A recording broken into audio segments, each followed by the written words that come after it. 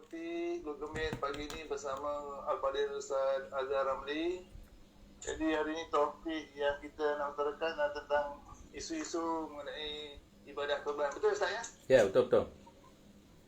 Jadi tidak mahu masa lagi, saya serahkan kepada Al-Fadhil Ustaz Azhar Ramli untuk teruskan kuliah pagi ini. Silakan Ustaz. Baik, bismillahirrahmanirrahim. Alhamdulillahilladzi arsala rasulahu bil huda wa dinil haqq liyudhhirahu 'ala ad-din kullihi walau karihal kafirun. Asyhadu an la ilaha illallah wahdahu la syarika lah wa asyhadu anna Muhammadan 'abduhu wa rasuluh. Shalawatullahi wa salamuhu ala hadzal nabiyil karim wa imamil muttaqin wa qaidid du'akil mujahidin wa ala alihi wa ashabihi ajma'in. اللهم علمنا ما جهلنا وانفعنا بما علمتنا وجعلنا من المخلصين صلى الله على سيدنا محمد وعلى آله وبركاته وسلم الحمد لله رب العالمين.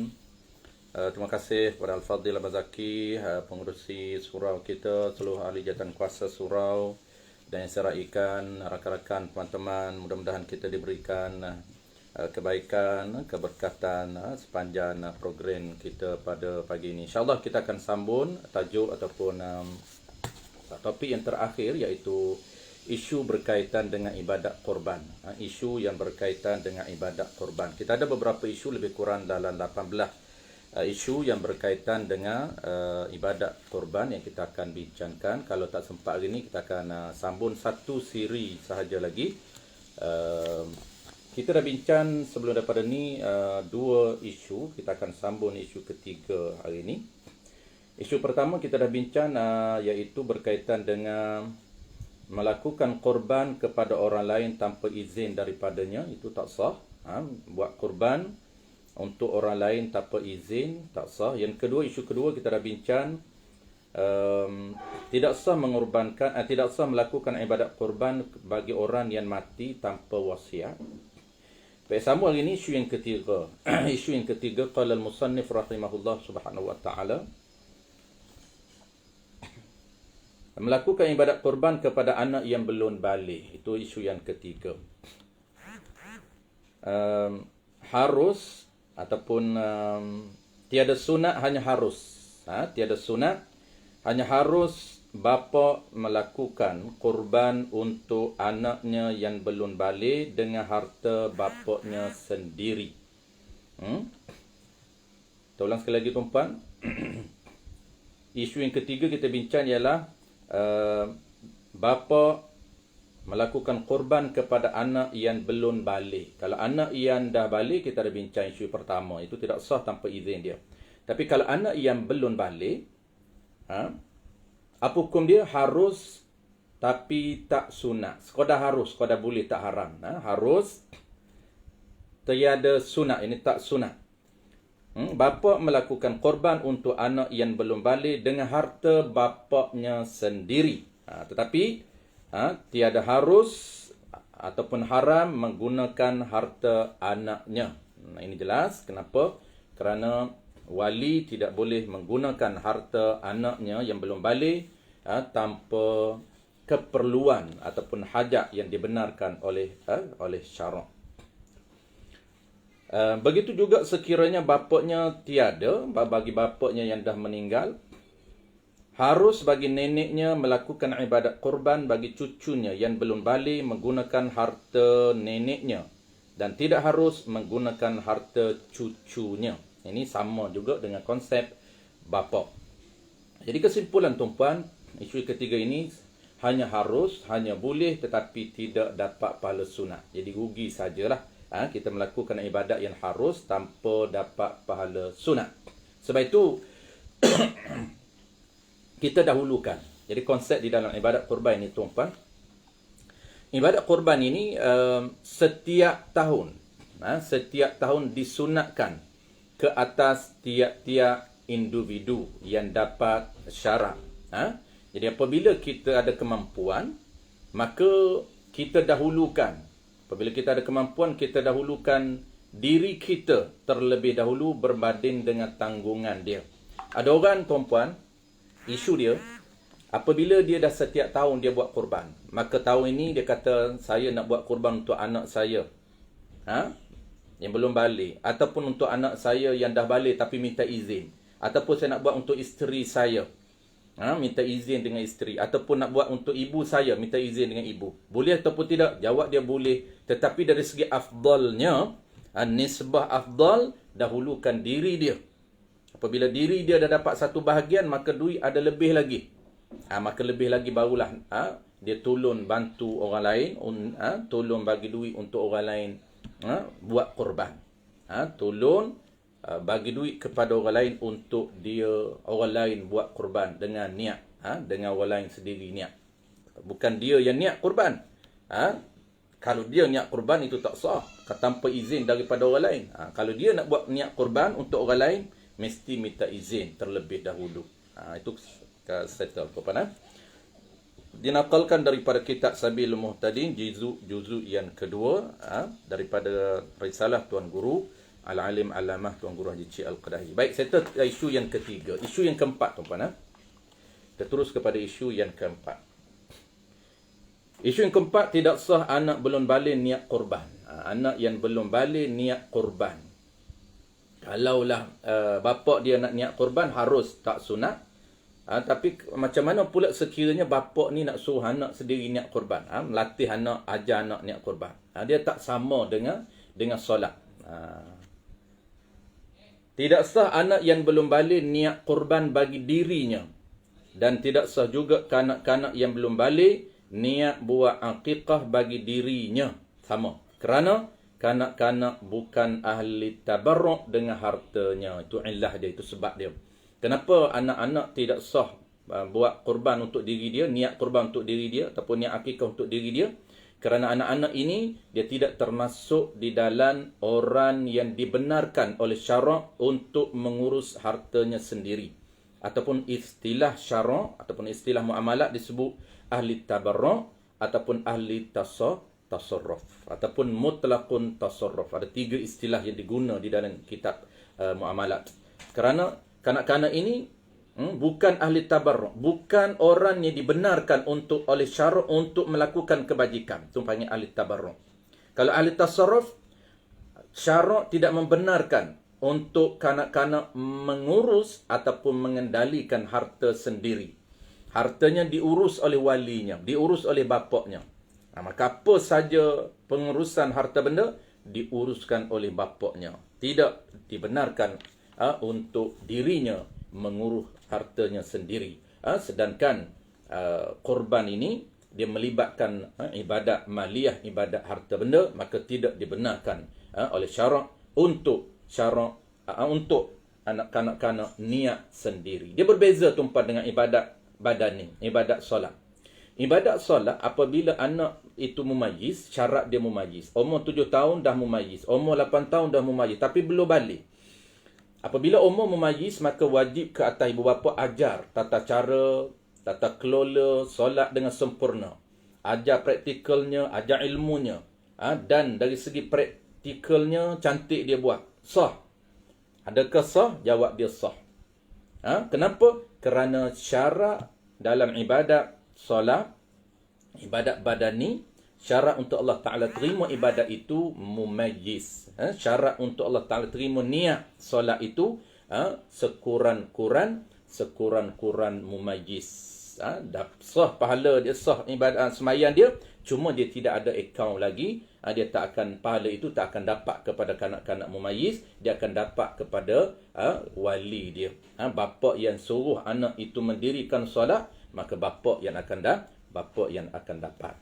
Baik, isu yang kelima. Kita terus kepada isu yang kelima.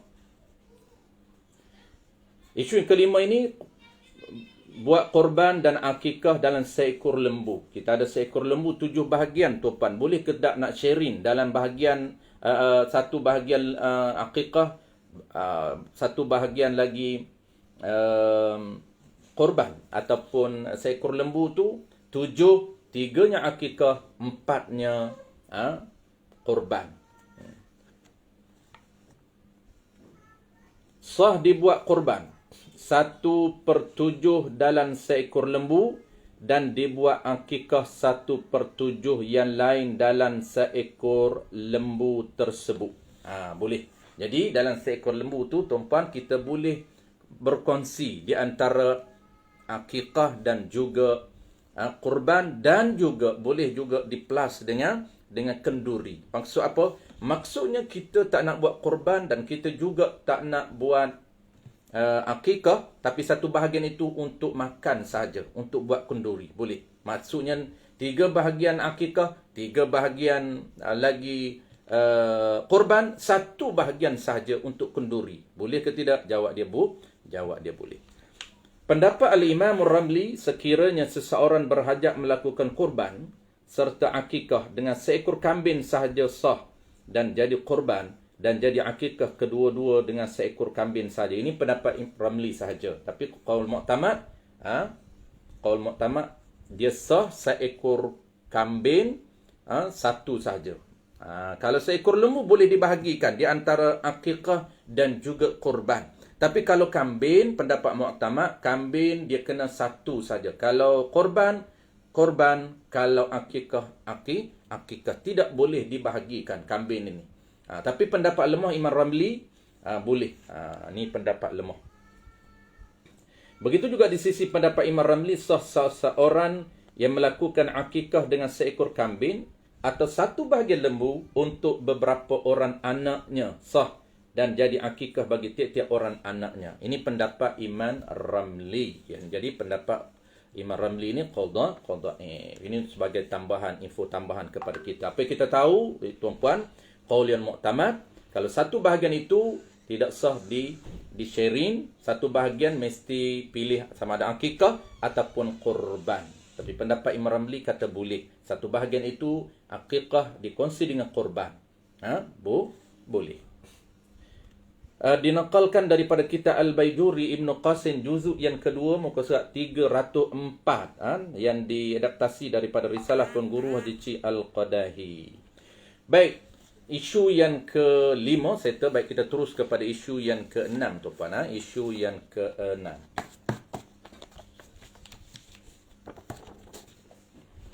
Yang ke-6, cara lafaz. Ini sebagai ulangan tuan-puan. Kita dah bincang daripada sebelum ni dalam subtopik yang ketiga ataupun yang ketiga, iaitu dia punya tata cara muamalat, akad muamalat di dalam ibadat kurban. Kita dah bincang. Jadi kita ulang sekali lagi. Isu yang ke-6, cara lafaz akad wakalah antara peserta dan urus dia. Ini antara benda topik yang penting tu pana. Ini topik yang penting di dalam ibadat kurban.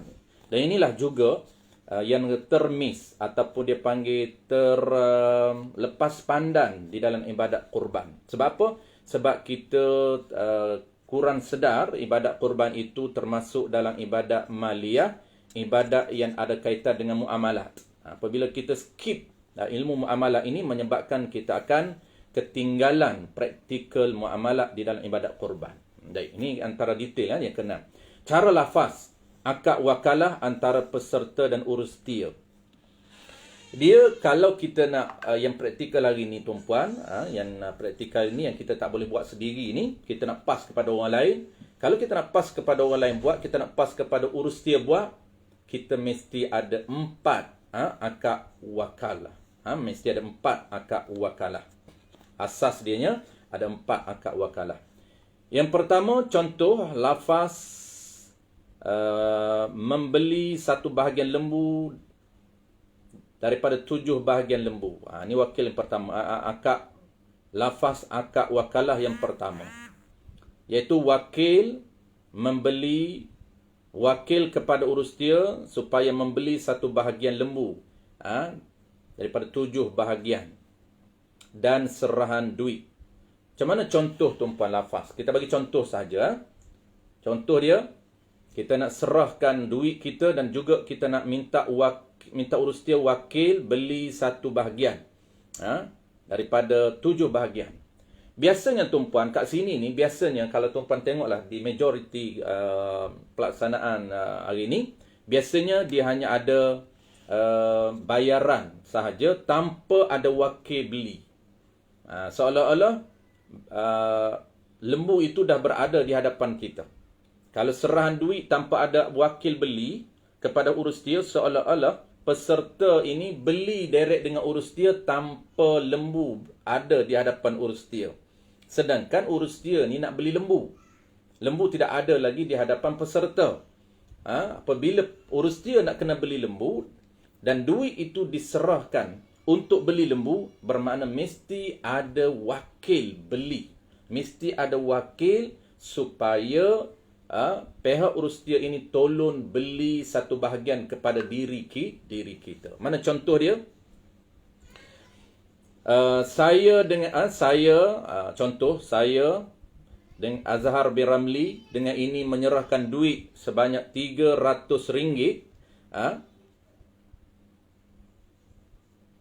Menyerah ini tuan-puan, ini macam biasa saya dah sebut sebelum daripada ni. Sama ada tuan-puan nak apply serahan itu sebagai wakil, duit itu kita pegang, ataupun nak minta supaya peserta ni heboh. Untuk memudahkan pihak urus dia pegang duit itu, supaya dia heboh. Okey, saya Azhar dengan ini menyerahkan duit sebanyak 300 heboh kepada pihak urus dia, dan saya wakilkan pihak urus dia untuk belikan satu bahagian lembu daripada 7 bahagian. Okey, dan menyerahkan kepada pihak urus dia untuk membuat pemilihan lembu yang terbaik bagi pandangan pihak urus dia. Ini umum, tak perlu detailkan. Payah. Tak perlu peserta kata tolong beli lembu warna putih, tolong beli lembu yang ciri-cirinya begini. Itu agak sukar untuk pihak urus dia dapatkan. Jadi kita minta bagi kebebasan kepada pihak urus dia untuk beli ciri-ciri lembu yang terbaik bagi pandangan mereka. Baik, satu. Ini akad wakalah yang pertama. Baik, wakalah yang kedua iaitu wakil sembelih. Di dalam form itu tuan-puan, di dalam kita isi form itu, kalau kita nak buat pihak urus dia nak minta buat A to Z, mesti ada 4 wakalah ini dalam form itu, dalam borang itu. Yang keduanya ialah wakil sembelih. Contoh wakil sembelih, saya Azhar bin Ramli mewakilkan kepada urus dia untuk menyembelihkan satu bahagian milik saya daripada 7 bahagian lembu tersebut. Apabila kita minta dia beli, sebab tu kena wakil beli dulu. Minta dia belikan lembu, lepas tu dalam masa sama kita wakilkan dia supaya dia ataupun pihak urus dia tolong bagi pihak diri kita untuk menyembelihkan satu bahagian daripada 7 bahagian lembu. Jangan minta dia sembelih lembu seekor. Bukan milik kita seekor lembu. Kita kena tetap spesifik. Sembelih satu bahagian. Dia kata nak sembelih macam mana? Ustaz, satu bahagian sembelih seekor je. Memang seekor sahaja. Cuma kena tetapkan milik kita. Dia dalam amalat dia teliti tuan-puan. Harta kita satu bahagian sahaja, maka kena tetapkan. Maksud sembelih lembu tu, milik kita ni adalah satu bahagian daripada 7 bahagian. Dan ketiga, di akad ketiga dia ada 4 akad. Akad yang ketiga ialah akad wakalah, iaitu wakil niat korban sunat. Kita nak pas A to Z kepada pihak urus dia, mudah, semua pihak urus dia buat. Contoh lafaz akad wakil niat korban sunat kepada pihak urus dia. Saya mewakilkan kepada urus dia. Kalau pihak urus dia ni umum tuan-puan, tak kisahlah, urus dia lah akan pas kepada siapa tukang nyembelih. Saya mewakilkan kepada urus dia ataupun saya wakilkan kepada tukang sembelih untuk niat korban sunat bagi diri saya satu bahagian daripada 7 bahagian kerana Allah Subhanahu Wa Taala. Itu contoh wakil niat korban sunat. Sebab kita nak pas semua dia yang buat. Mesti ada. Sebab itulah dalam form ni tuan-puan, kita duk tengok hari ni memang tak jarang, terutama korban di Mekah hari ni, melakukan korban di Kemboja, lakukan korban di luar negara, tetapi form itu sangat ringkas. Banyak perkara ibadat, banyak perkara ataupun wakalah yang tidak ada di dalam form tersebut. Itu menyebabkan ibadat kita akan jadi fasidah, akan jadi sia-sia saja tuan-puan. Jadi duit yang terkorban, tak dapat pahala. Jadi kadang-kadang peserta dia tak tahu kesilapan kepada pihak urus dia yang tidak tolong bantu detail. Sebab ini bukan buat di depan mata dia. Dia nak kena niat. Jadi dia nak kena niat bila bukan boleh niat masa isi form. Isi form itu hanya dia wakil kepada pihak urus dia niat. Kerana tempat niat dia, kita dah bincang ada 2 tempat niat. Bukan dia boleh niat ketika isi form. Isi boran urus dan bayar kepada pihak urus dia itu wakil sahaja. Sebab tu kena ada. Yang ketiga, wakil niat korban sunat kepada pihak urus dia. Dan yang keempat sekali tuan-tuan, yang keempat juga perlu ada. Sekiranya kita melakukan korban, bukan kita sendiri yang uruskan penagihan daging. Iaitu wakil keempat ini, wakil menguruskan penagihan daging kepada pihak urus dia. Contoh lafaz dia, lafaz wakil urus penagihan daging kepada pihak urus dia, saya mewakilkan kepada urus dia untuk menguruskan penagihan segala daging korban sunat saya kepada mereka yang layak. Tak perlu detailkan. Untuk memudahkan pihak urus dia, kita tak perlu detailkan, tak perlu spesifik siapa yang kita nak minta dia agihkan. Bagi saja kepada mereka yang layak. Apabila mereka yang layak, pihak urus dia tahu 3 jenis golongan yang layak, iaitu sedekah dan hadiah. Itu contoh tuan-tuan, ada 4 contoh lafaz akad wakalah antara peserta dan urus dia. Dan 4 contoh akad wakalah ini sangat penting. Dia menjadi asas kepada ibadat korban, khususnya kita nak buat korban di tempat lain, bukan di depan mata kita.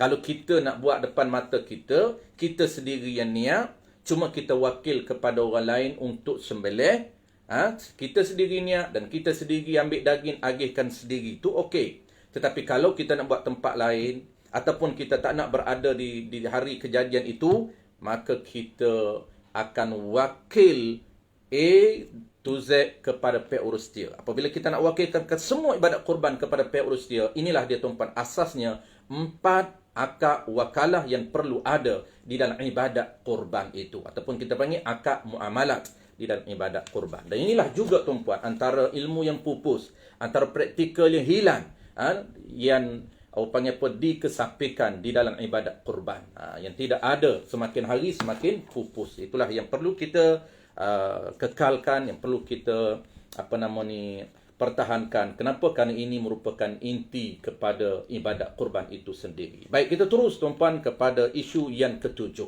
Kita teruskan kepada isu yang ke-7, iaitu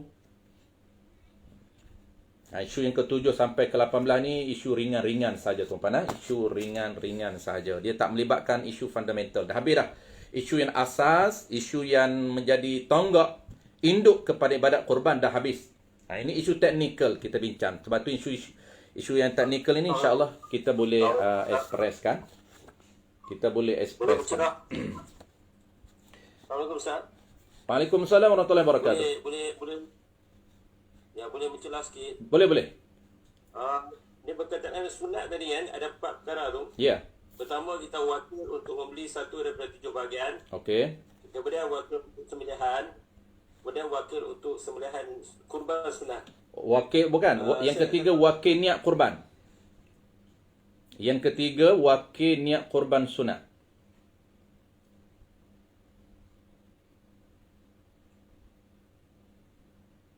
Jadi soalan ya. Ya. Masa kita niat untuk menyerahkan duit dan menyerah untuk wakil membeli, adakah pada masa tu kita nak menyatakan membeli untuk tujuan mewakil korban sunat masa tu, ataupun kita nak membeli saja?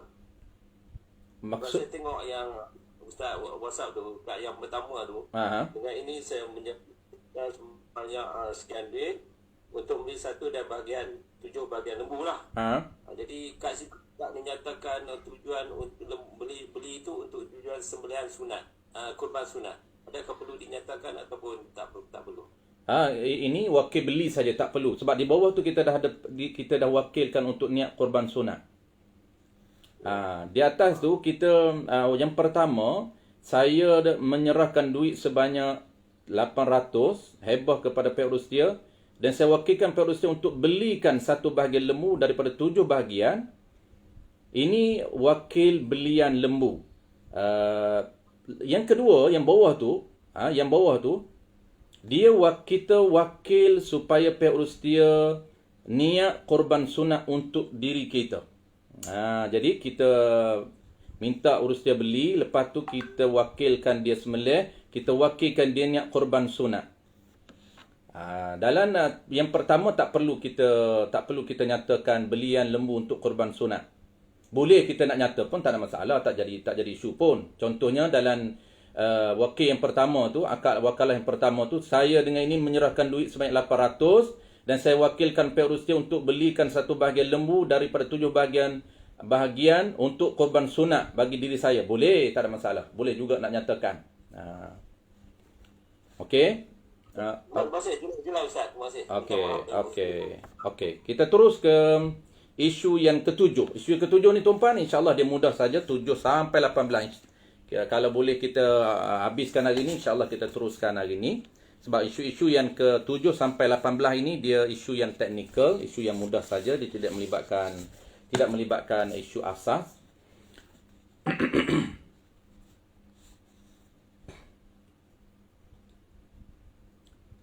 Isu ke-7 tuan-puan, bolehkah menjual daging korban? Ini mudah saja. Boleh ke tidak nak jual daging korban? Baik, daging korban ini, kalau orang tanya boleh tak nak menjual daging korban? Jawab dia, kita nak kena tengok siapa yang menjual. Kalaulah peserta haram, peserta korban itu haram dia menjual daging korban. Peserta tak boleh jual. Dapat daging korban, dia tak bagi pun, tak sedekah pun dia jual. Itu haramlah, kita dah maklum. Tetapi orang fakir yang boleh. Orang fakir miskin yang menerima daging korban daripada peserta dan selepas ia qada yang mu'tabar, maka harus lagi sah ia tasarruf, sama ada menjual, sama ada hadiah kepada orang dan sedekah kepada orang lain. Jadi orang fakir ataupun orang miskin yang menerima daging korban daripada peserta korban, dia selepas dia qada, maka harus lagi sah dia tasarruf, sama ada dia nak jual, dia nak hadiah ataupun nak sedekah kepada sesiapa sahaja. Baik, settle tu pan. Jadi isu yang ketujuh mudah saja. Peserta haram menjual. Yang boleh menjualnya ialah fakir ataupun miskin. Fakir ataupun orang miskin yang menerima daging daripada peserta, itu dia bebas untuk tasarruf, menjual, hadiah dan sebagainya. Baik, kita terus kepada isu yang ke-8. Isu yang ke-8.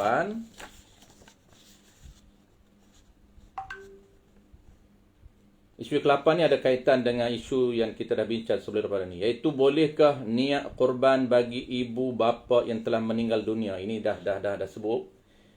Kita dah sebut di isu pertama, iaitu tidak harus lagi, tidak sah niat korban bagi si mati yang meninggal dunia tanpa wasiat daripada si mati. Caranya, macam mana solusi dia? Caranya, kita buat korban atas nama kita yang hidup. Anak buat korban atas nama anak yang hidup. Dan sedekah pahala kepada si mati. Sedekah pahala kepada arwah yang telah meninggal. Jadi, kalaulah arwah itu furu', kalaulah arwah itu usul, kalau arwah itu bapa ke atas, maka anak ini setiap kali dia buat korban, sunat dia niat sedekah pahala kepada usul dia. Walaupun dia tak sedekah pahala, tetap dapat pahala secara langsung. Cuma sunat ke atas orang yang hidup niat sedekah pahala kepada arwah furu' atau arwah usul kita yang telah meninggal, bapa ke atas. Baik, isu yang ke-9, bolehkah satu bahagian korban diniatkan untuk satu keluarga? Ini pun ramai orang tanya tuan-tuan. Isu yang ke-9 ini ramai orang tanya, bolehkah satu bahagian korban diniatkan untuk satu keluarga? Tidak sah niat korban satu bahagian untuk satu keluarga atau lebih daripada satu penama. Kenapa? Kerana syarat korban ini satu bahagian satu penama sahaja. Dia tak boleh share. Dia tak boleh share. Caranya, solusi dia, cara yang kita boleh buat untuk dapat pahala satu keluarga, satu orang dalam keluarga itu niat korban bagi dirinya dan dia niat sedekah pahala korban untuk satu keluarga. Itu cara yang kita boleh buat. Ada biasa orang buat macam ni tuan-puan. Satu keluarga dia oleh kerana bapa ni ataupun tak kira lah siapa pun tak cukup duit. Lalu dia share lah. Lembu 800. Bapa ada 400 saja. Jadi bapa pun share dengan isteri 100 dan anak-anak lagi 3 orang untuk cukupkan 800. Boleh ataupun tidak cara tersebut? Jawab dia tuan-puan, cara tersebut boleh sekiranya anak-anak itu heboh kepada duit tersebut kepada bapa. Isteri heboh kepada suami 100 dan 3 orang lagi anak 100 seorang heboh kepada bapa. Jadi apabila dia heboh kepada bapa, jadi duit itu duit siapa? Duit itu duit bapa. Apabila duit bapa, bapa boleh niat korban sunat bagi dirinya seorang. Kemudian selepas dia niat korban sunat untuk diri dia, kemudian dia niat ataupun dia sedekahkan pahala korban itu untuk anak dan juga untuk isterinya. Tetapi kalaulah dia buat share, tak sah. Maksud sharenya, isteri dia share 100, anak-anak 3 orang yang dah balik pun share 100-100. Maksud share untuk cukupkan satu bahagian 800. Kenapa? Kerana dia tidak boleh berkongsi satu bahagian korban. Tak boleh. Jadi beza dia teknikal beza, iaitu jangan sharing kita pas kepada bapa direct, kita heboh bagi jadi duit itu duit bapa. Kita heboh jadi duit bapa, dapat pahala sedekah kepada kita. Kemudian bapa ni guna duit tu untuk korban, dapat balik pahala korban kepada kita. Dapat 2 pahala. Satu pahala heboh duit, satu lagi pahala korban dapat kepada kita. Nampak tak? Kena cara pahala pun dapat berganda. Dua pahala yang kita dapat. Tapi kalau tak kena cara, dua-dua burn. Dua-dua burn. Sebab sharing korban itu tidak boleh. Isu yang ke-10 tuan-puan. Isu yang ke-10. Bolehkah diberi sebahagian daging korban kepada penyembelih dan AJK bertugas sebagai upah? Ini popular juga tuan-puan. Dan kita dah maklum, saya just baca saja. Isu yang ke-10 ini, bolehkah diberi sebahagian daging korban kepada penyembelih dan AJK bertugas sebagai upah? Haram memberi upah mana-mana daging korban kepada petugas korban kerana larangan ini ijma' daripada ulama. Kerana ada tegahan daripada Nabi dalam hadis yang sahih. Ini tak boleh tuan-puan. Ini hadis yang diriwayatkan oleh Ali karramallahu wajhah. Nabi larang daripada memberi upah daging korban kepada penyembelih dan juga kepada petugas urus dia. Tak boleh. Adapun sedekah daging atas tiket fakir miskin kepada penyembelih ataupun petugas urus dia, sah dan juga boleh ataupun sah menjadikan upah daripada duit untuk petugas. Jadi kesimpulan tuan-puan, petugas ini kita nak upah, kita kena upah dengan duit, ataupun kita nak upah dia boleh, tapi bukan upah kita bagi daging korban itu atas tiket dia itu fakir, atas tiket dia itu miskin, boleh. Karena kalau nak upah dia ni kaya, dia tak berhak nak terima daging, tapi orang kaya pun boleh hadiah. Contohlah, kita nak upah asin, kita boleh upah duit. Baik, terus kepada yang isu yang ke-11. Qala al-musannif rahimahullahu taala, apakah hukum wakil di atas wakil? Wakil di atas wakil. Wakil di atas wakil ni tuan-puan, secara umum dalam bab wakalah, dan bab wakalah di dalam kitab muamalah dia agak panjang lebar. Dia ada wakalah mutlaqah, dia ada wakalah muqayyadah. Dia agak detail. Ada satu daripada isu yang dibincang dalam kitab wakalah, iaitu boleh ke tidak wakil di atas wakil. Macam mana contoh wakil di atas wakil? Kita wakil kepada A sembelih, tiba-tiba A ni dia pergi wakil kepada B untuk sembelih. Boleh ke tidak? Tu. Asalnya tak boleh tanpa izin tuan-puan.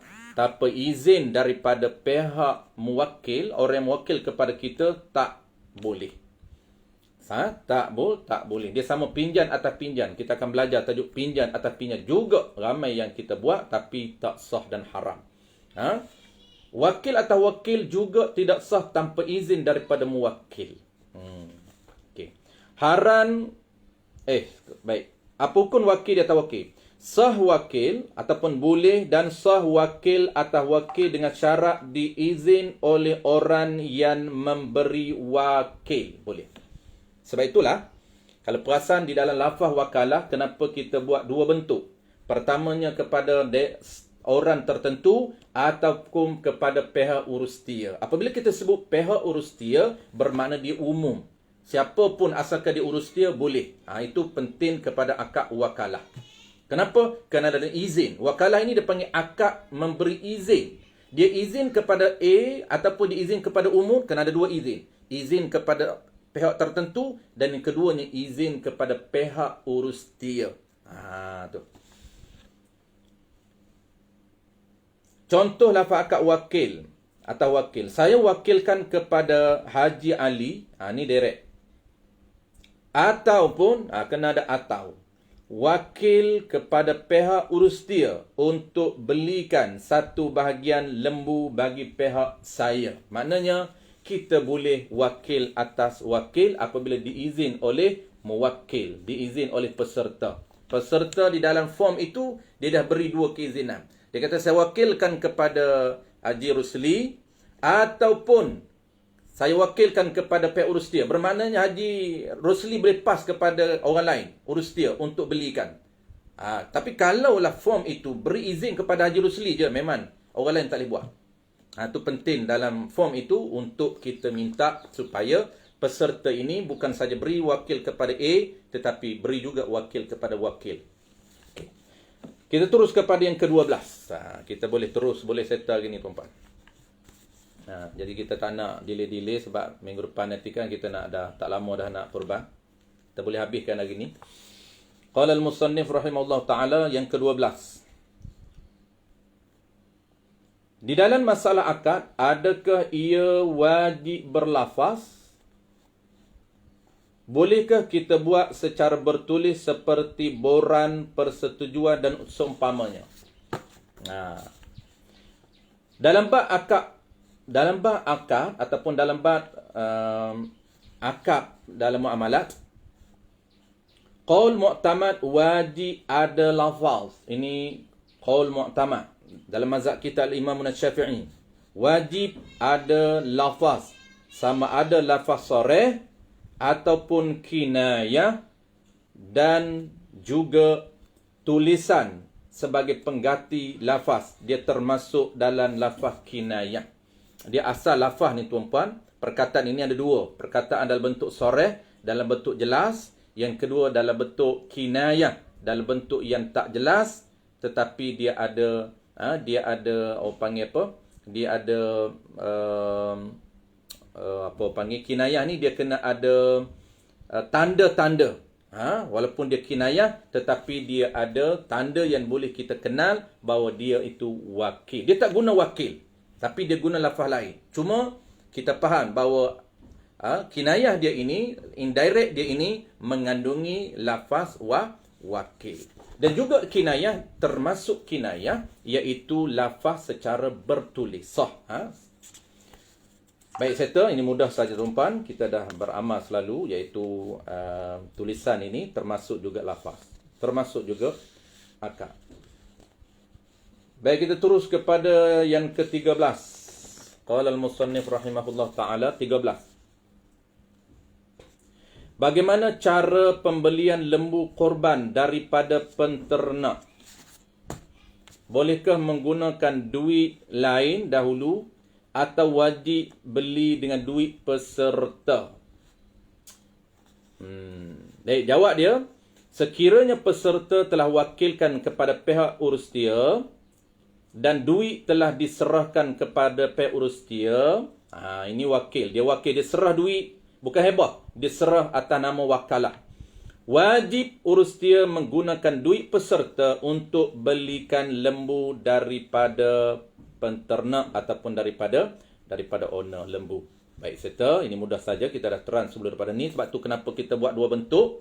Kita butuh wakalah, duit itu kita pegang sebagai duit peserta, ataupun kita minta peserta hebah kepada urus dia. Okey. Soalan yang ke-14, bolehkah pihak surau membeli terlebih dahulu lembu menggunakan duit surau? Ini isu ni ramai tuan-tuan. Ramai yang pihak surau buat. Boleh jadi salah, boleh jadi betul. Kemudian peserta korban hanya akad jual beli dengan pihak surau. Soalan dia tuan-tuan, bolehkah surau membeli terlebih dahulu lembu menggunakan duit surau, kemudian dan lembu itu jadi milik surau, kemudian peserta korban hanya akad jual beli dengan pihak surau ataupun urus dia?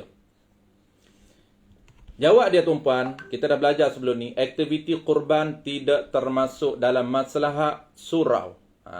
Tak boleh guna duit tabung surau. Kenapa? Kerana aktiviti korban tidak termasuk dalam maslahat masjid ataupun maslahat surau. Ini kita dah belajar dalam tajuk pengurusan harta surau. Sekiranya kutipan duit surau untuk tujuan masalah semua program, kita tengok, ada yang boleh. Kalaulah kutipan duit surau untuk tujuan masalah semua program, termasuk aktiviti korban, dah maklum dah. Dia punya kutipan duit surau itu, orang yang menderma itu dah tahu tujuan semua program. Maka harus menggunakan duit surau untuk belian lembu korban dan pihak urus dia akad jual beli dengan peserta korban. Ini kena berhati-hatilah di sini. Kalau duit itu duit untuk tujuan masalah semua program termasuk aktiviti korban, boleh. Tapi selamatnya tuan-puan, gunalah duit yang lain daripada duit surau. Sama ada kita nak guna duit urus dia dulu, pihak urus dia dulu, ataupun kita nak guna duit peserta direct. Paling mudahnya tuan-puan, kita guna duit peserta direct dalam bentuk yang hebah. Itu paling mudah. Okey, kita terus kepada yang 15. Akad isu yang ke-15. Bolehkah dicampurkan semua bahagian daging lembu seperti contoh 7 ekor lembu dicampurkan dagingnya sekali dalam satu bekas. Kemudian barulah diagihkan dagingnya. Ni ramai juga kita buat macam ni. Jawab dia tuan-puan, boleh dan sah sekiranya dibahagikan terlebih dahulu daging milik setiap peserta. Dan peserta telah izinkan atau wakilkan kepada pihak urus dia untuk agihkan daging tersebut. Nak campur sekali, nak longgok 7 ekor lembu dalam satu bekas ni tuan-puan, kemudian bawa agihkan kepada semua, boleh ke tidak? Jawab dia boleh, tapi sekiranya sekiranya dibahagikan terlebih dahulu. Kita kena bagi milik dulu. Bagi peserta ni, dia dah milik. Ataupun dia wakil kepada pihak urus dia. Untuk agihkan daging.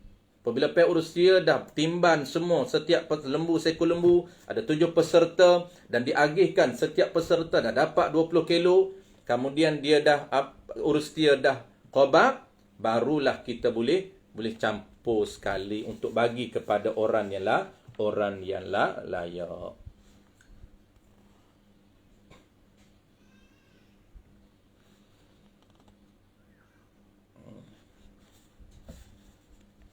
Soalan yang ke-16. Nak express tuan dah.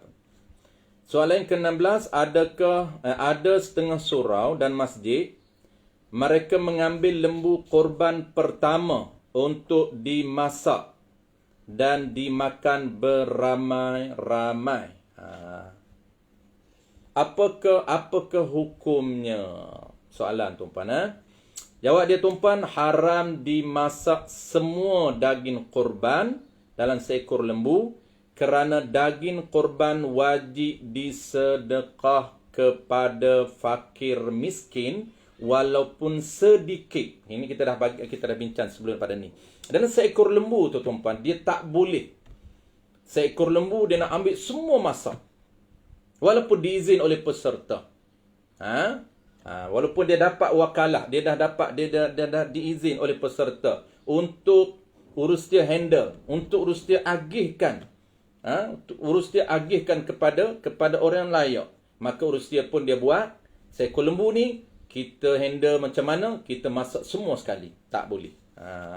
Kenapa? Kerana daging korban dia tak sama dengan akikah. Daging korban dia kena bagi mentah. Dan setiap peserta itu dia kena bagi sedikit, barulah dia boleh makan.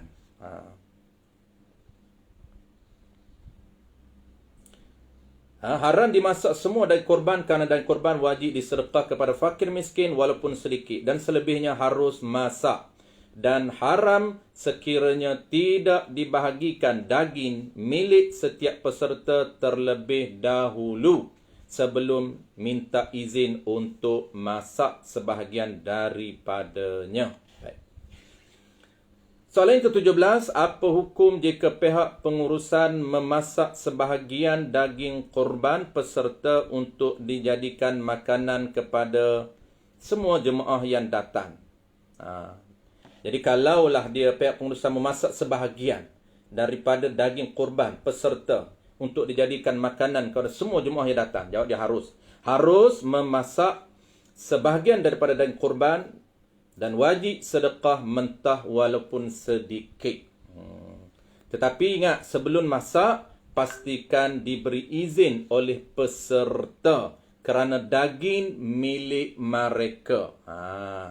Melainkan peserta wakil kepada pihak urus dia untuk urus agih daging mengikut budi bicara urus dia. Itu penting. Penting kepada izin daripada peserta. Baik, last sekali tuan-puan, isu yang ke-18.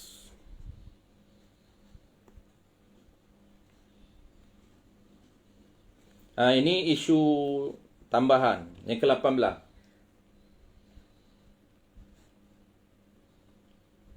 Jika pihak urus dia memasak daging korban, dia masak daging korban, sebahagian daging korban dia masak untuk jemaah ataupun untuk ramai-ramai. Apa hukum penduduk ataupun jemaah mengambil daging yang dimasak dan dibungkus itu bawa balik sedangkan majlis belum selesai? Ni ramai ni isu ni, sebab ada setengah surau dia kata soalan ni ramai yang pakak ambil tanpa minta izin.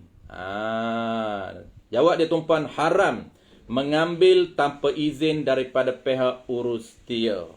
Kalau dia orang datang, jemaah yang datang dia ambil. Jemaah yang datang ambil, urus dia tak suruh pun. Itu haram ambil tanpa izin daripada pihak urus dia. Walaupun itu dia kata kepunyaan surau. Bukan kepunyaan surau, itu urus dia yang handle. Dia tidak termasuk masalah surau. Jadi kena minta izin. Tak boleh kita mudah-mudah untuk ambil. Baik, itulah tuan-tuan hari ini. Alhamdulillah kita berjaya selesaikan 18 isu yang ada kaitan dengan kita. Mudah-mudahan ada manfaat perbincangan kita pagi ini. Dan saya serah balik kepada Abang Zaki. Kalau ada soalan, kita cuba jawab soalan. Sebelum saya nak jawab soalan dalam Facebook Live, Assalamualaikum Ustaz. Waalaikumsalam warahmatullahi wabarakatuh. Dan penerangan terakhir, haram ambil tanpa kebenaran atau pengaturan urus dia kan Ustaz? Ya, betul. Haram tu, maksudnya Ustaz boleh kupas lagi pada pendapat saya lah ni. Haram tu, adakah patutnya menggantikan balik ataupun dia kena bertaubat ataupun pendekatan yang sepatutnya macam mana dia patut buat? Okey, jadi haram pihak lain ambil tanpa izin. Jadi haram pihak lain tu dia ambil daging kurban tanpa izin. Daging kurban itu sebab itu milik peserta. Jadi peserta dah bagi wakil kepada urus dia. Jadi urus dia yang akan agihkan kepada siapa yang dia nak bagi. Sama ada daging mentah ataupun yang dah masak. Dia dah masak separuh aja, tak boleh masak semua. Jadi apabila dia main bedal tanpa izin, hukum dia haram. Jadi apabila dia haram, maksud apa haram tuan-puan? Haram ini kita dah belajar dalam muamalah. Kesan kepada haram ini, pertamanya dia tak sah untuk tasarruf. Apa tasarruf? Dia tak sah nak makan, dia tak sah nak jual, dia tak sah nak hadiah kepada orang lain atau nak hebah kepada orang lain. Itu kesan yang pertama. Maksud apa tuan-puan? Maksud dia apabila haram dalam muamalat, dia tak boleh untuk tasarruf. Tak boleh untuk tasarruf. Maksud tasarruf ni, dia nak makan pun haram, dia nak bagi hebah kepada anak isteri dia pun haram, dia nak jual pun haram. Apabila dia buat balik satu Tupperware, balik ke rumah, sudah tentunya nak hebah kepada anak dia, nak hebah kepada isteri dia haram. Diri dia pun tak boleh makan dan juga anak isteri dia pun tak boleh makan. Kenapa? Kerana haram tasarruf. Haram dia untuk dia mengendalikan harta itu, tak dibenarkan. Dalam masa yang sama, dalam setiap masa, Islam ataupun syarak menekan dia untuk dia hantar balik. Ini kita dah belajar dalam kitab Matla'ul Badrain wa Majma'ul Bahrain dalam bab lafaz. Dalam bab lafaz, iaitu tak sah lafaz, tidak sah jual beli. Ataupun tidak ada akad jual beli dalam Qaul Mu'tamad, maka tidak sah. Apabila tidak sah, barang itu tidak menjadi milik dia. Apabila tak menjadi milik dia, dia haram tasarruf, dia haram guna, dia haram makan, dia haram hebah, dia haram hadiah kepada orang lain. Bahkan setiap saat dan ketika Islam syarat tekan dia supaya dia hantar balik. Kesan yang keduanya ialah kesan haram ini ialah dosa. Bukan haram semata-mata. Bahkan dosa. Walaupun dia tidak dosa besar, tetapi tetap berdosa. Termasuk seperti mencuri dan merampas. Sama je. Sebab itu bukan milik dia. Dia ambil bukan milik dia. Termasuk dalam mencuri harta orang lain. Baik, wallahu a'lam. Dia kena ganti. Jadi kena hantar balik. Apabila dia tak tahu, tak hantar balik lah. Kalau ya, sama-sama. Kita tengok soalan dalam inbox. Kalau ada soalan dalam inbox. Okey. Soalan pertama, Fadil Haji Kamarudin. Bolehkah orang kaya awan jual bahagian dia? Orang kaya dia nak jual daging milik dia. Kalaulah dia peserta, sama, tak boleh, haram. Kalau peserta, tak kisah siapa pun peserta, tak boleh menjual daging kurban milik dia. Kalau dia peserta, tak boleh. Sama ada peserta itu orang biasa ataupun peserta itu orang kaya, tak sah dia menjual daging kurban. Ataupun dia panggil haram menjual daging kurban. Cuma isu dia, ada perbincangan ulama, orang kaya yang menerima daging kurban, itu pun ada pendapat mengatakan haram juga dia jual. Tapi ada pendapat mengatakan sah sebab itu dah milik dia. Soalan Jirusli, bagaimana pembahagian tulan kepala selain daging? Sekarang kebiasaan buat masak sup dan jamuan kepada hadirin. Okey, sama juga. Tulan dan kepala kita minta izin daripada ketujuh peserta untuk dia benarkan bahawasanya kepala dan tulan ini diagihkan ataupun dibagikan secara mengikut budi bicara urus dia. Urus dia buatlah macam mana pun, janji izin daripada peserta izin kepala ini untuk benarkan kepada pihak urus dia buat macam mana pun, tak kisah. Biasanya tuan-puan, kita minta izin, kepala ni dibahagikan 7, kemudian 7 ini dia izin kepada pihak urus dia yang akan buat. Biasanya masak lah. Tapi kena minta izin, itu je. Dia punya kunci dia, minta izin. Sebab dalam kepala tu juga ada hak orang lain. Ada hak setiap peserta. Kepala tu juga ada hak setiap peserta. Baik, okey, soalan saya rasa tu saja soalan dalam inbox. Kalau kita tak ada soalan, kita rasa saya serah balik kepada Abang Zaki. Kita dah Waalaikumsalam warahmatullahi wabarakatuh. Ya, boleh. Maaf ganggu ya. Ini pasal macam kalau kita ada lebihan wang, apakah cara yang paling baik kalau macam kita nak buat korban ataupun akikah untuk diri kita memanglah jadi macam wajib kan. Jadi untuk macam anak-anak kita, adakah kita boleh buatkan terus dengan dia dengan minta izin lah. Kan? Untuk anak-anak kita. Jadi adakah cara buat itu yang terbaik ataupun cara yang macam mana yang terbaik? Itu soalan saya yang pertama. Soalan yang kedua, dalam pengurusan korban surau dan kita ada pengurusi surau dan kita ada pengurusi korban. Mana rancangan korban ini dijalankan, kita handover pengurusi korban itu untuk dihandle oleh jawatan kuasa korban, bukannya jawatan kuasa surau. Jadi adakah pihak manakah yang lebih authority mempunyai tanggungjawab yang betul untuk memberikan keputusan ataupun sebagainya? Itu saja Ustaz. Baik, okey, soalan daripada Al-Fadhil Haji Ridwan. Yang pertama, yang afdal, kita ada lebihan duit, yang afdal untuk buat untuk anak kita ataupun macam mana. Baik. Yang afdalnya tuan-puan, kalau kita ada lebihan duit, kita dahulukan diri kita. Kemudian yang kedua, ada lagi lebihan, kita nak dahulukan siapa. Baik, kita dahulukan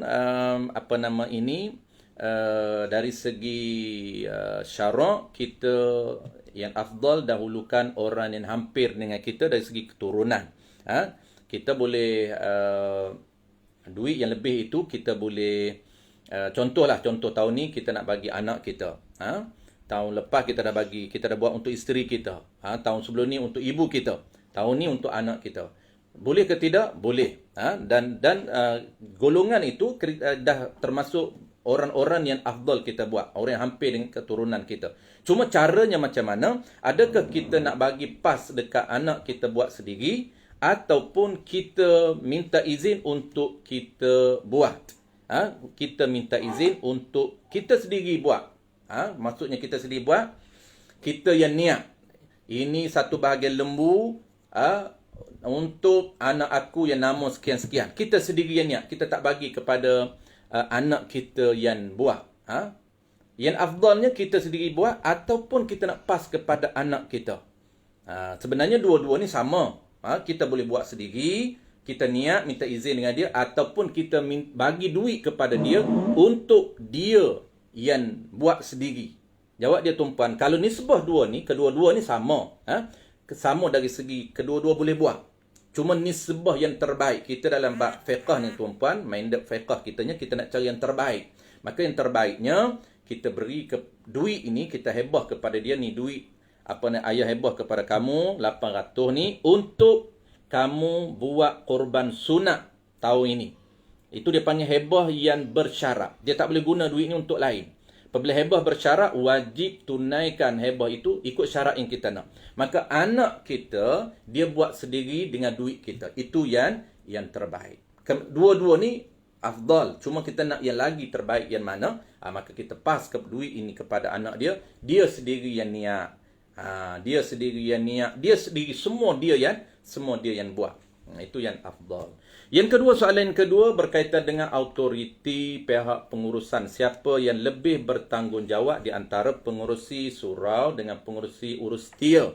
Jawab dia, orang yang berautoriti dalam isu korban sudah tentunya ialah pihak urus dia korban. Jadi pihak pengurusi surau dia akan pas dia akan lantik pihak urus dia akan beri mandat kepada pihak urus dia, maka pada hari kejadian itu pihak urus dia yang akan mengendalikan mengikut budi bicara pihak urus dia. Baik, wallahu a'lam. Saya nak tanya sikit ya. Ya, boleh. Apa hukumnya orang kafir untuk makan ke diberikan daging korban? Okey, ini isu yang isu yang popular setiap tahun. Popular tuan-puan. Ada yang kita dengar orang kafir boleh makan atau isu dakwah. Ni bahaya juga. Jadi jawab dia tuan-puan, orang kafir dia tak boleh ataupun tak sah kita bagi daging korban kepada dia dan beri makan kepada dia. Kenapa? Ilah dia ialah kerana kafir dia.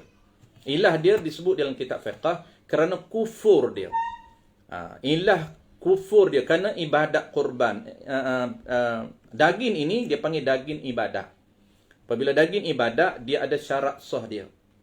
Syarat sah dia hanya dibenarkan kepada orang Islam sahaja yang milik. Sebab kalau kalau harta biasa boleh juga orang kafir milik. Sebab tu sah berjual beli dengan orang kafir.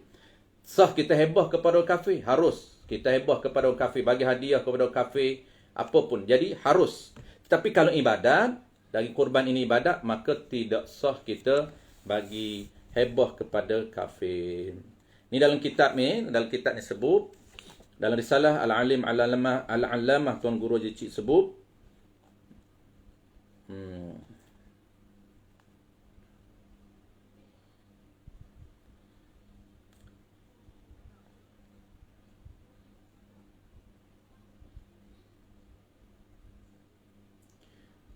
maka ini sudah hilang ilahnya kerana ia sudah sedekah sekaliannya kepada fakir, maka jadilah milik fakir itu.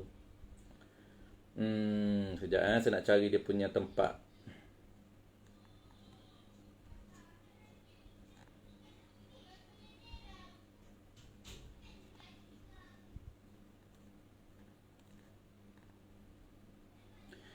Baik, qal musannif rahimahullahu taala, disebut di dalam kitab Tuan Guru Haji Cik ni, adapun ditegah orang kafir memakan daging korban dan memilik daging korban itu, tegahan haram daripada kita beri makan kepada orang kafir, dan juga tegahan haram daripada kita memberi milik kepada orang kafir.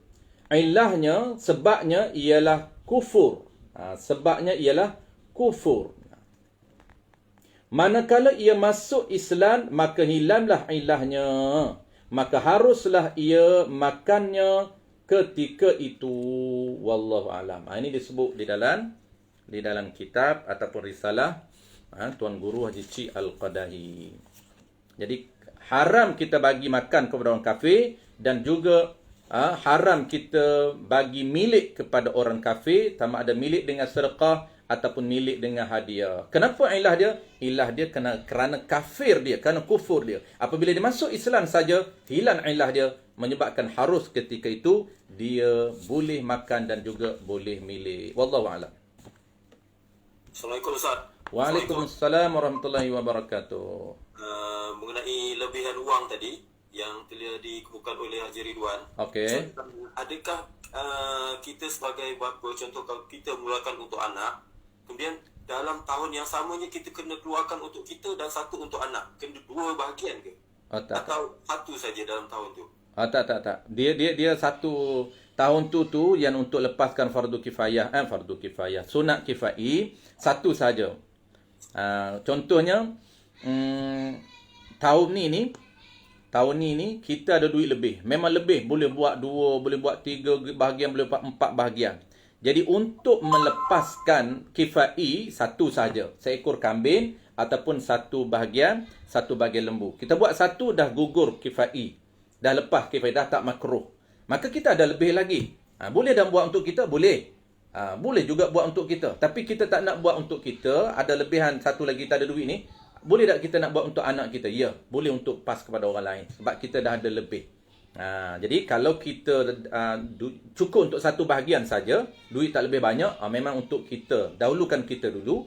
Apabila kita dah dahulukan diri kita, bahawa ada lagi lebih, ada mampu lagi satu bahagian ataupun mampu lagi dua bahagian, kita boleh bagi kepada anak kita ataupun kita pas kepada isteri kita. Baik, Allahu a'lam. Assalamualaikum Ustaz. Waalaikumsalam warahmatullahi. Ini dalam suasana yang sebelum pandemik lah. Okey. Surau ada terima infak daripada kerajaan negeri kita, daripada badan-badan tertentu ke untuk bagi pada surau. Jadi surau tu, jadi surau akan untuk semula kena ada penama dia lah. Jadi apakah keutamaan surau untuk nak bagi penama tu? Adakah AJK ke ataupun asnaf yang ada kat situ ke? Macam mana keutamaan yang surau nak tentukan penama yang 7 orang tu? So kalau dia dah bagi pada kerajaan negeri, mungkin dia dah hibah pada surau lah. Jadi hak pemilik dia ada surau lah. Jadi surau nak penamakan macam tu, ada dari panduan lah. Okey. Dia kalau pihak kerajaan nak pas kepada surau, dia kalau pas kepada surau umum dia tak sah. Dia tak sah sebab ini lembu. Nak buat korban dia tak sah. Dia kena ada pemilik. Jadi dia pas kat surau tu, maksud dia kena ada pemilik surau. Maksudnya dia pas kat pengurusi atau dia pas kat EJK. Jadi ada penama. Apabila lembu ni dah ada pemilik, contohnya pemilik dia pengurusi lah. Jadi pengurusi nak cari 7 orang. Nak cari peserta 7 orang. Dia nak dahulukan peserta 7 orang ni, nak dahulukan peserta macam mana yang afdal. Maka yang afdalnya, dia dahulukan orang yang berhajat. Maksud apa? Bukan orang yang kaya. Sebab orang yang kaya, dia mampu menggunakan duit dia sendiri. Jadi dia kena pengurusi ni 7 peserta itu, dia pas dekat orang ataupun peserta 7 orang ni orang yang panggil apa tuan, orang yang tak mampu untuk berkorban. Jadi dia boleh korban dengan apa? Dengan bantuan pengurusi. Dengan bantuan pengurusi. Heboh duit lembu tu, kita heboh lembu tu, kemudian dia cari peserta untuk dia niat korban sunat. Baik, wallahu a'lam.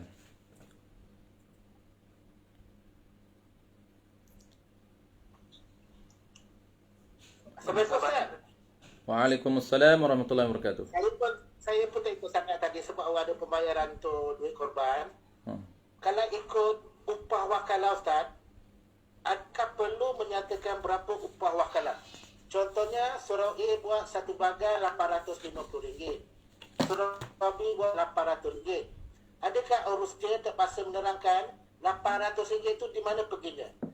Jumlah A pergi ke bagai satu ekor lembu.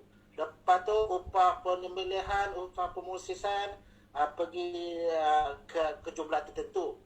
Daripada RM800 itu, adakah perlu kita terangkan pada peserta kenapa kita letakkan RM800 dan ke manakah duit RM800 itu dibelanjakan? Terima kasih Ustaz. Okey, sama-sama.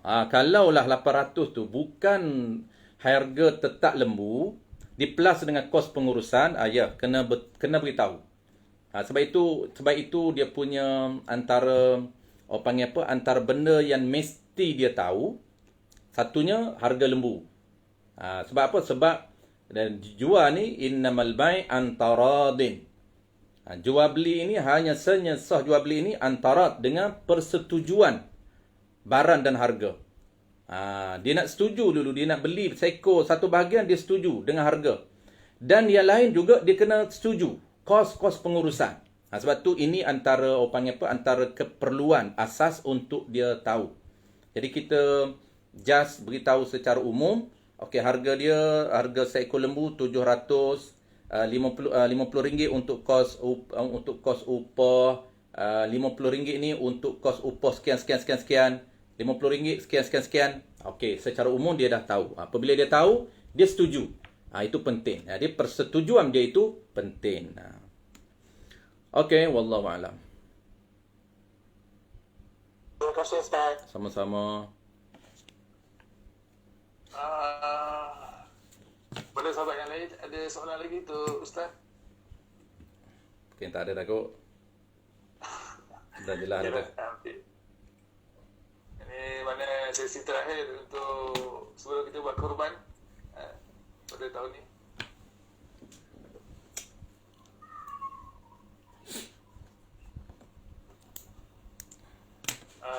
Kalau tak ada, terima kasih banyak kepada Ustaz Azhar untuk pencerahan pada hari ini, dan kita selesailah untuk sesi kita bicara tentang ibadah korban. InsyaAllah kalau di panjang umur kita akan berjumpa lagi tahun depan. Mungkin tak pasti sama ada kita akan buat pencerahan yang sama, tapi saya akan usahakan juga apa yang telah kita lakukan pada pagi ini. Jadi saya mengucapkan ribuan terima kasih kepada sahabat yang boleh join pagi ini, dan begitu juga dengan Ustaz Al-Fadil Ustaz Azhar. Terima kasih Ustaz. Okey, sama-sama. Assalamualaikum. Waalaikumsalam warahmatullahi wabarakatuh. Assalamualaikum warahmatullahi wabarakatuh. Terima kasih Ustaz. Assalamualaikum warahmatullahi wabarakatuh. Waalaikumsalam.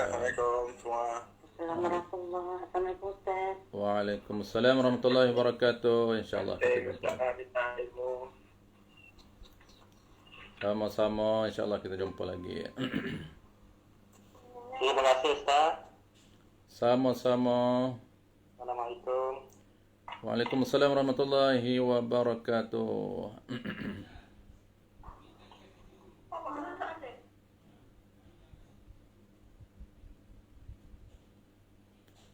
Okey, minta diri dulu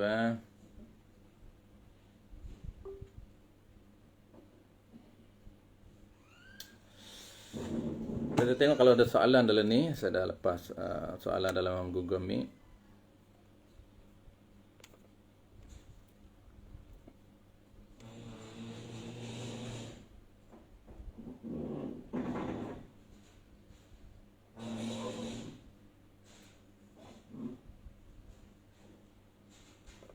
Okey, soalan daripada Al-Fadil Salihin. Maaf tanya, ayah saya dia jual lembu korban, ya. Kemudian ada kawan saya mau beli satu bahagian daripada 7 bahagian lembu itu. Okey, soalannya, memadai tak kalau dia hanya bagi duit sebanyak 700 tu kepada saya dan dia hanya memberi nama dia saja? Dia wakil lah. Bagi duit saja tak wakil tak boleh. Dia kena wakil lah. Bagi duit kepada Al-Fadhil Salihin. Kemudian dia wakil. Wakil ni dia kena jangan bagi serah duit saja. Dia ada dua. Satu serah duit kena ada bentuk. Serah ni wakil ataupun hebah. Kalau serah wakil, dia minta supaya saya wakilkan beli lembu satu bahagian daripada 7 bahagian untuk diri saya. Itu wakil. Jadi duit itu sebagai wakil, dia tak hebah duit tu. Jadi duit tu tetap duit dia. Kita kena guna untuk beli duit, beli lembu. Kalau dia duit ni dikata saya minta beli duit, beli lembu kerana saya hebah, jadi duit tu memang kena beli lembu. Cuma dia hebah untuk beli lembu. Jadi ada dua bentuk di situ. Jadi settle, kena pertama kena ada lafaz wakil beli. Dia hanya memberi nama dia sahaja, tak boleh. Dia kena ada wakil beli lembu. Suruh beli lembu, kemudian dia bagi nama. Lepas tu pula banyak lagi benda-benda asal lain tu. Satunya wakil lembu. Yang keduanya, kalaulah dia ada pada tempat kejadian, tak apa, dia boleh niat sendiri. Niat korban dia boleh niat sendiri, cuma dia juga kena wakilkan sembelih. Kalau dia ada tempat kejadian, tempat hari orang nak sembelih tu, dia kena wakil sembelih kepada tukang sembelih. Kalau dia tak wakil sembelih kepada tukang sembelih, tak boleh. Tak boleh tukang sembelih nak sembelih lembu orang. Bahagian dah 6 orang dah wakil sembelih, ada seorang lagi tak wakil sembelih. Tak sah tukang sembelih menyembelih harta milik orang tanpa izin daripada peserta. Walaupun seorang peserta tak izin, tak boleh nak sembelih. Kena dapat izin daripada semua 7 orang peserta sebelum tukang sembelih menyembelih harta milik orang. Baik, itu dia punya asas dia. Sebab tu dalam ibadat kurban ini, kalau dia ada 4, dia ada 4 wakalah. Yang asas, kalau dia nak buat semua, dia kena ada 4-4. Kalau dia nak buat separuhnya, dia nak buat sendiri, separuhnya nak wakil, dia boleh wakilkan kepada orang lain, sembelih sahaja, tapi jual beli dia nak buat sendiri, kemudian niat dia nak buat sendiri, agihkan daging dia nak buat sendiri, dia hanya perlu wakil satu saja, iaitu wakil sembelih lembu milik dia, 1 bahagian daripada 7 bahagian. Tapi kalau macam isu hari ni, dia tak boleh buat semua, dia nak pas semua orang buat, dia kena ada 4 izin. Wakalah itu, wakalah ni apa? Wakalah ni beri orang lain izin. Itu mana wakil. Wakil ni, kita minta orang lain buat tugas kita. Sepatutnya kita niat, sepatutnya kita sembelih, sepatutnya kita agihkan, sepatutnya kita jual beli lembu itu. Tapi kita tak boleh buat sendiri, ataupun kita tak nak buat sendiri, kita wakilkan kepada orang lain buat 4 asas dalam muamalah. Itu dia panggil ibadat kurban ini, ibadat maliyah yang tak dapat lari daripada isu muamalah. Sebab tu kalau termis muamalah menyebabkan dia akan termis wakil 4 ini. Sebab itulah kalau tuan-tuan tengok wakalah di dalam akad muamalah di dalam ibadat kurban ini semakin hari semakin longgar, semakin hari semakin ramai orang yang tak fokus. Kadang-kadang tidak ada wakil sembelih, tak ada wakil niat, sedangkan dia sendiri tak niat.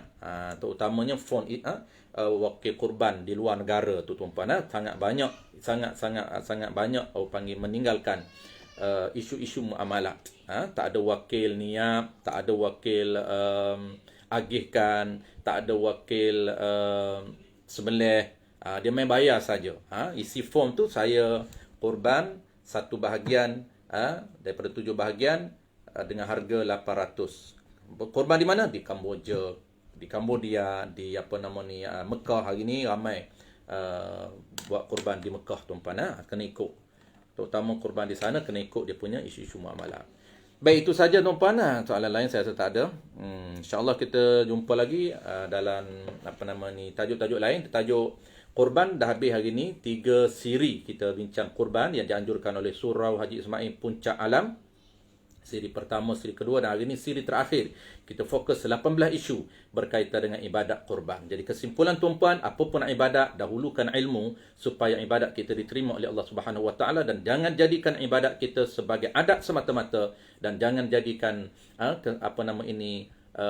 ibadat kita sebagai budaya yang menyalahi syarak. Pastikan ibadat kita mendahului ilmu, pastikan mendahulukan ilmu daripada ibadat supaya ibadat kita diterima oleh Allah Subhanahu Wa Taala. InsyaAllah kita jumpa lagi dalam slot yang lain. Mudah-mudahan kita diberikan kesihatan yang baik, diberikan kebaikan dan keberkatan dalam hidup kita. Mudah-mudahan walaupun kita bincang ringkas saja gini tuan-tuan, ada input, ada benefit dan ada manfaat yang besar untuk kita amalkan, khususnya bagi orang yang nak buat kurban pada tahun ini. Mudah-mudahan ibadat kurban kita diterima oleh Allah Subhanahu Wa Taala sebagai ibadat yang terbaik di sisi Allah Subhanahu Wa Taala. Bismillahirrahmanirrahim. Alhamdulillahirabbil alamin. Wassalatu wassalamu ala asyrafil anbiya'i wal mursalin wa ala alihi wa ashabihi ajma'in. Allahumma faqihna fid din wa 'allimna ta'wil wa ja'alna minal ulama'ul 'amilin wa ja'alna minal mukhlisin wa sallallahu ala sayyidina Muhammadin wa ala alihi wa baraka wasallam. Walhamdulillahirabbil alamin.